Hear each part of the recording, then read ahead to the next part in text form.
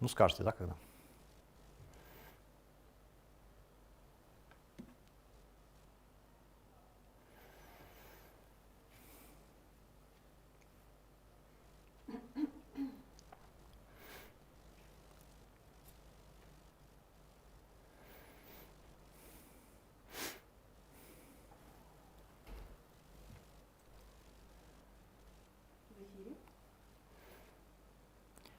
Hello guys, welcome back to our Python course, and today we're going to start from an object you can use to store data, and that object is a set. So set is a pretty interesting object, so it stores only unique elements, so no duplications in a set. This object is unindexed and unordered. So I think it's going to be easier to show. So let's create a set. A equals set. So we use set function to create a set, and let's provide hello with 3 stress marks to this function. Now let's check our set, and here we see no duplication, so only one L, we see only one stress mark. That is a feature of a set. Set is a mutable object, so you can change its content, so you can use the following syntax. So let me minimize this. So you can use add function, you can use remove function. So let's try doing that. All right, so add, and let's add one more element to our set. Let's add t, and let's check out the results. So yeah, we see the new element. Of course, in the same manner, we can remove an element. So we type a remove, and we specify the value we want to remove from our set. So let it be h. And let's check the results. So yeah, we have changed our set. Now, since it is unindexed, so you cannot access an element by its index, so you can do this. So A1, A1, and we are getting error message, so you cannot address an element. Now, the useful functions you can apply to set is union when you want to create the union of two sets. Difference when you want to find the different element within two sets, or intersection, subset. So these are the most common functions used with the set object, and the syntax is this one. So you create a third set. That is the result of operation between set1 and set2. Now let's move on to the next topic, and that topic is modules. Well, when you want to add some functionality to your project, you will have to import some modules containing the description of those features. Basically, you will face two kinds of syntax to import modules. So here is the first one, import, and then you specify which modules should be imported. And the idea you can apply, you can use the short name like this for the module. So let's try doing that. So let's import keyword. So that is the syntax to include the keyword to our project, but let's give a short name to the keyword. Let's have import keyword as k. And now we can call a function from a keyword in a short manner. So we do it like this, k dot, and here we have a hint, is keyword, and now let's provide an argument for this function. So let's say if. Let's check if. The if is the keyword. And now if we press, we see true, so if is the keyword. Now here is the example of the first syntax you can use to import modules, but in this case you should refer to the module. Either you refer to its full name, or you can use the short name like I did here. Another option is this one. From module import, and then you specify what exactly should be imported from the specified module. So, from module import, and if you use this symbol, it will import all the objects from the module, or you can specify which object exactly you want to import from the module, like it's shown here, from module import function 1, function 2, so you can specify exact functions you want to import from the module. Actually, the question is, what is the difference between these two options? So let's try doing that, and I'm going to show you at the particular example. So from math import, and let's import everything. All right, now if I use this syntax, then I can straightly refer to an object from the module. So I can use sine function, sine 0.5, and I got the result. So in this case, I am not required to specify the name of the module. So which one to choose, it's up to you. So basically, probably the second one is the preferable option.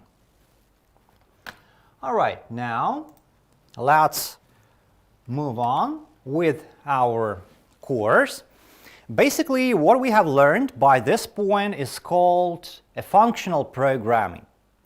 The idea of a functional programming is that you write functions, and functions and data are stored separately. This approach works pretty good in small projects. For example, if you have 100 or 200 strings of code, this approach will work brilliantly. But let's assume that you have 10,000, 20,000 strings of code. You have a large project.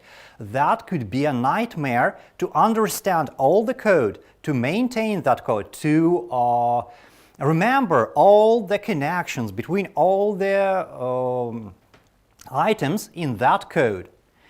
And the way to simplify the operation to make our life easier is to use object-oriented programming. So object-oriented programming is a tool that makes our life easier. Basically, object-oriented programming is based on three key instances, three basic ideas: encapsulation, inheritance, and polymorphism. You can say that there is a fourth entity, the abstraction, but all right, so let's stick to the classic approach. So the idea behind encapsulation is to hide a structure of an object and to interact with an object through predefined methods. So when we want to interact with some object, we just have to know the methods or interface functions, like it's set on a slide, to interact, and the rest of data is hidden from us. So encapsulation is a method or is an approach that hides data. And probably the second definition of encapsulation you may encounter is that encapsulation means that attributes and methods are stored together within an object. So basically this definition is much more popular, but you can encounter the second one. All right, now inheritance. Inheritance is the idea that allows to create a template, and then based on that template we can create instances of that template, and the instances will inherit all the attributes and all the methods, in other words, all the states and behavior of the template. So this is the feature of inheritance. And the last option is the polymorphism. Actually, it says it enables a function to have several different kinds of interfaces. How to understand that? Basically, it means that a function can deal with the different data types. Now, I think we should move to some examples, and it will be easier to understand these three elements. All right, so the key term in the object-oriented programming is a class. Class is the template that has some variables that are called attributes, and it has functions that are called methods of the class. And that template is used to create the instances of that class. So class is like a parent, and instances of the class are like children. And the children inherit all the behavior and all the states of the parental class. All right, so instance of a class is just a child of initial class that we define, and a class is a template. All right, now let's move to the syntax we use for a class. Python means, in Python, everything is an object, and class is not an exception. So class is also an object, and as any other object, it has identity, it has type, it has attributes and method. So here we have an example of a simple class. So to define a class, we use class keyword, then we provide the name of a class, and in this case we just provide the pass keyword. In other words, this class does nothing. So pass means do nothing. To create an instance of a class, we use a name of a variable, and that name refers to our class. That's how we create an instance of the class.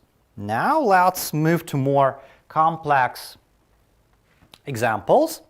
So here we have class with the name of person, and here we have a method that is called say hello. Basically it's a function. You can see a typical syntax for a function. So we have def keyword, then we have a name of the function say hello, and pay your attention, we provide interesting variable called self as an argument for that function.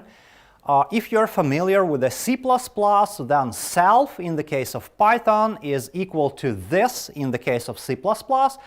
Basically, self allows to refer to this instance of the class. All right, so what actually this function does, it prints out the hello, how do you do message. All right, now, with the syntax below this, with this, actually we create an instance of a class, and then we use method.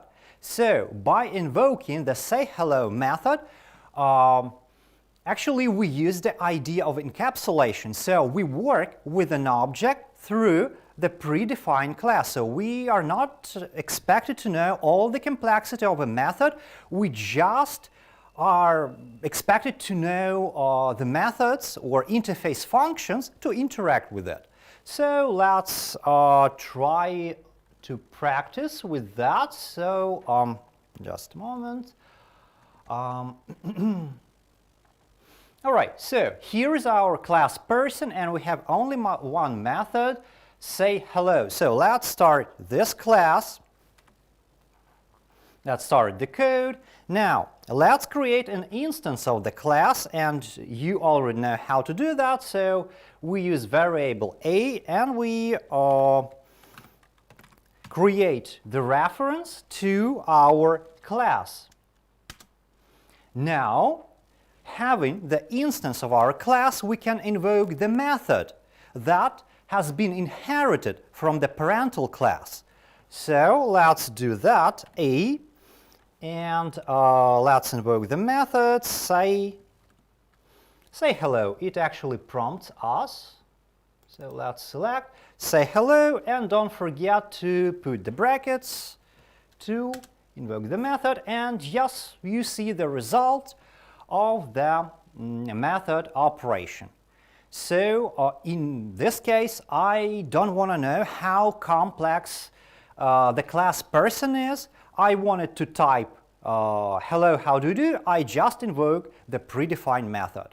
This is the idea of how encapsulation works in practice. Now let's move on with our course.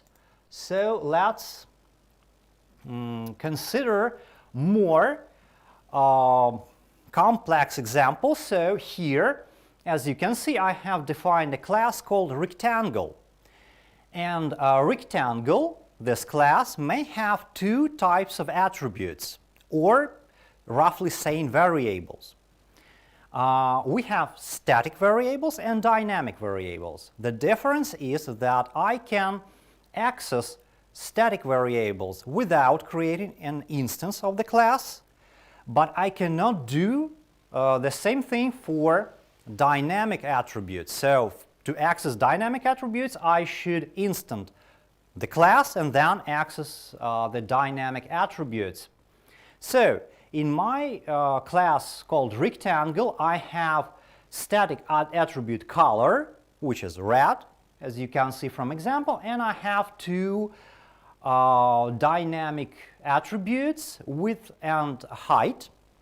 So let's start the code, and let's understand how we can make our life easier with the object-oriented programming. So here is my code. So I started, and now let's create two instances of my class. R1 equals rectangle, and let's pass the parameters like width and height of our rectangle. So let's say 10 and 20. And let's create another instance of our class. So let it be rectangle.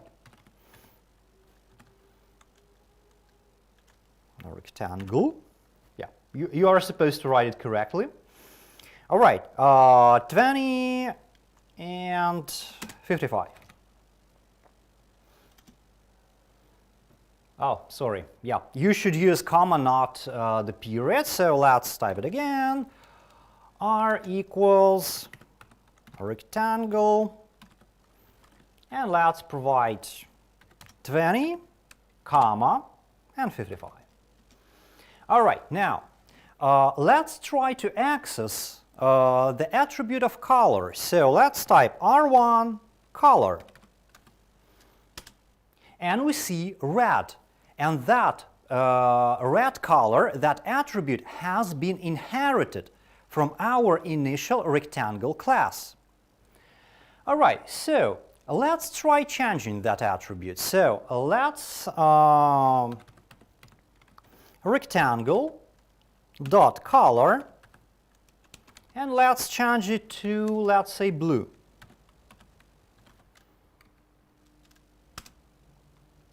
Now let's check the color attribute of the second rectangle. Let's type R2 color, and now we see blue. As you can see, when we change the attribute of the initial class, that attribute changes in every instance we have created. And that means you don't have to rewrite your code when you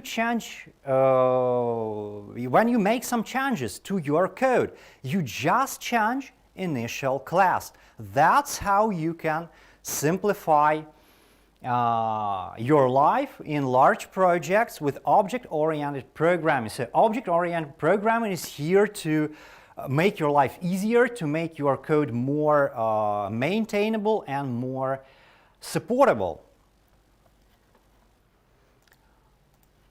So here, you can change. All right, guys, I think we're gonna stop on that. Next time, I hope we meet up with some practical tasks. So, if you have any questions about the material, please write your comments. I'll do my best to answer them. See you. Goodbye.